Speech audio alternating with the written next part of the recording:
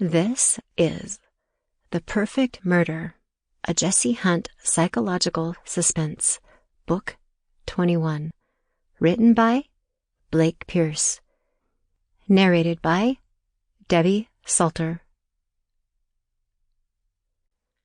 Prologue.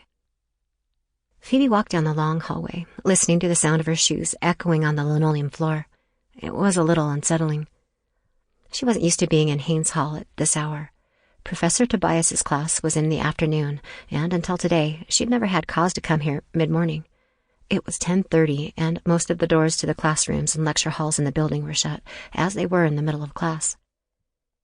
She took the stairs to Professor Roman Tobias's third-floor office, trying to keep her nerves at bay. She'd never had a one-on-one meeting with the man that USA Today had recently dubbed America's foremost celebrity academic, a title that normal people might find silly. But for an American history major like herself, personally interacting with Professor Tobias was like an unheralded college football player getting to meet with Tom Brady. The walls of the first and second floors were covered with posters and flyers announcing upcoming UCLA events. But the third floor, where several professors' offices were, was much more subdued. If not for the professor names, room numbers, and departments displayed, it might be mistaken for a standard private sector hallway.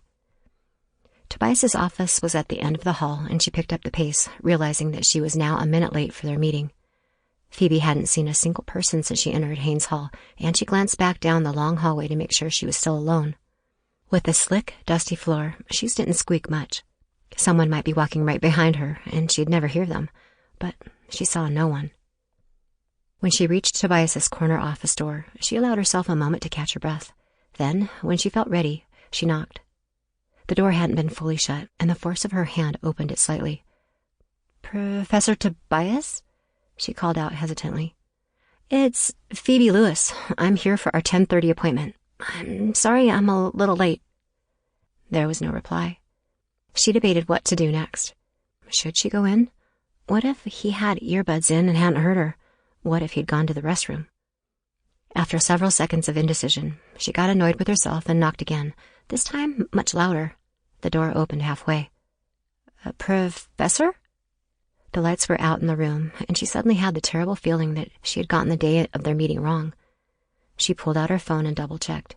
No, the appointment was for Thursday, March 17th at 10:30 a.m. He had insisted on the date and time. She remembered being glad that he'd picked today and not tomorrow.